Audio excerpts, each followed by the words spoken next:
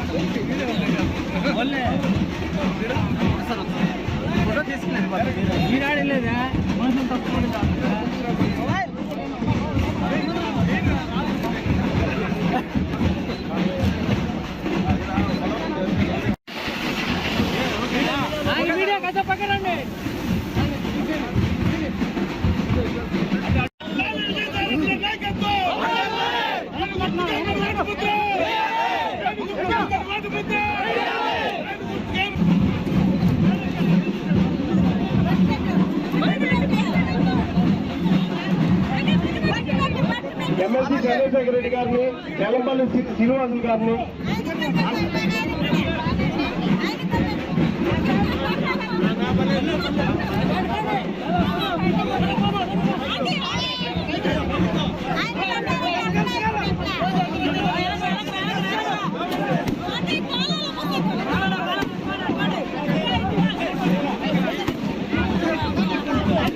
కూడా ఈ ఏరియాలో ఈ కాలువ పూడిపించి అందరినీ వెనక్కి పంపించి మన పార్టీలో గెలిచి వైఎస్ఆర్ కాంగ్రెస్ పార్టీ రాజ్యసభకు పంపిస్తే ఆయన నాకు మిత్రుడే.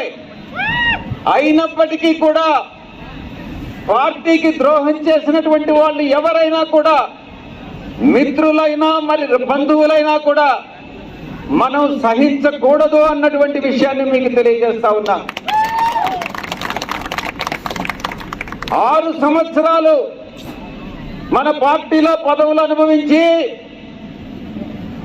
మన పార్టీలో ఆయన కుటుంబ సభ్యులకు కూడా తిరుమల తిరుపతి దేవస్థానంలో స్థానం కల్పించి ఆయన్ని ఒక బంగారు పళ్ళెంలో పెట్టి మనం చూసుకున్నటువంటి వైఎస్ఆర్ కాంగ్రెస్ పార్టీకి ఆయన్ని 7-8 సంవత్సరాల పాటు మనం భుజాలకెత్తుకొని మోసినటువంటి వ్యక్తి ఈరోజు మన పార్టీకి ద్రోహం చేసి వెన్నుపోటు పొడిచి తెలుగుదేశం పార్టీ తరఫున పార్లమెంట్ అభ్యర్థిగా పోటీ చేస్తా ఉన్నాడు.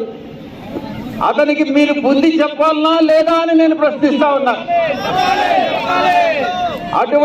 అటువంటి నమ్మక ద్రోహులకి, కన్న తల్లికే మోసం చేసేటటువంటి వ్యక్తులకి, సమాజానికి చీడ పురుగులు లాంటి వాళ్ళకి మనం ఓటు వేయాలనా అని నేను ప్రశ్నిస్తా ఉన్నా. తప్పకుండా ఓటు వేయకూడదు. ఎందుకంటే వాళ్ళు పార్లమెంటుకి ఈరోజు పోటీ చేసి మీరు కానీ ఎన్నిక చేసుకుంటే మీకు ద్రోహం చేసినట్టేనన్నటువంటి విషయం తెలుసుకోవాలి.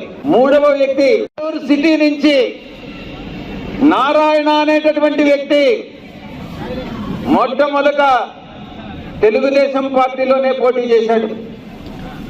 ఆ తర్వాత ఎమ్మెల్సీ అయ్యి మంత్రి అయ్యాడు. మంత్రి అయ్యి కొన్ని వేల కోట్ల రూపాయలు సంపాదించాడు. ఎలా సంపాదించాడు? విద్యతో వ్యాపారం చేశాడు. విద్య అన్నటువంటిది చదువుల సరస్వతి.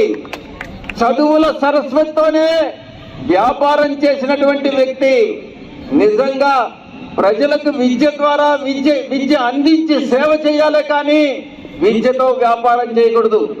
ఒక్క విషయం మీకు తెలియజేసుకుంటా ఉన్నాను సవినయంగా. జగన్మోహన్ రెడ్డి గారు ప్రభుత్వ స్కూళ్ళన్నిటినీ కూడా, ప్రభుత్వ ఆధ్వర్యంలో నడిచే స్కూల్స్ అన్నిటినీ కూడా ప్రైవేట్ స్కూల్స్ కి సమాంతరంగా అభివృద్ధి చెందించినటువంటి నాయకుడు. పేద ప్రజలు నిజంగా చదువుకునేటటువంటిది ప్రభుత్వ బడుల్లోనే. అటువంటి ప్రభుత్వ బడుల్ని ప్రైవేటు బడుల్లాగా అభివృద్ధి చేసినటువంటి నాయకుడు మన నాయకుడు. కానీ విద్యతో ప్రభుత్వం వ్యాపారం చేయట్లేదు, వైద్యంతో ప్రభుత్వం వ్యాపారం చేయట్లేదు.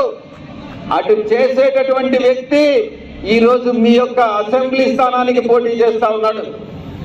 గతంలో మంత్రిగా వెలగబెట్టి ఇక్కడ నుంచి నెల్లూరు నుంచి మంత్రిగా వెలగబెట్టినటువంటి ఆ ప్రబుద్ధుడు నేను ఏదో అభివృద్ధి చేశాను, నెల్లూరుని అభివృద్ధి చేశాను, నెల్లూరుని అభివృద్ధి చేశానని పదే పదే చెప్పుకుంటా ఉన్నాడు. ఏం అభివృద్ధి చేశాడు? రోడ్లు వేశానని చెప్తా ఉన్నాడు.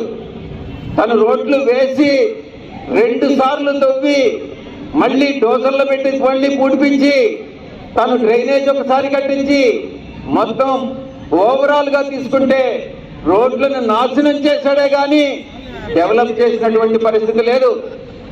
ఒకవేళ వేసినా కొన్ని వందల కోట్ల రూపాయలు ప్రభుత్వం చేత అప్పు చేయించి దానికి వడ్డీ కట్టించి ఈ రోజు ప్రభుత్వం మీద భారం పెట్టాడే కానీ అభివృద్ధి అన్నటువంటిది సున్నా.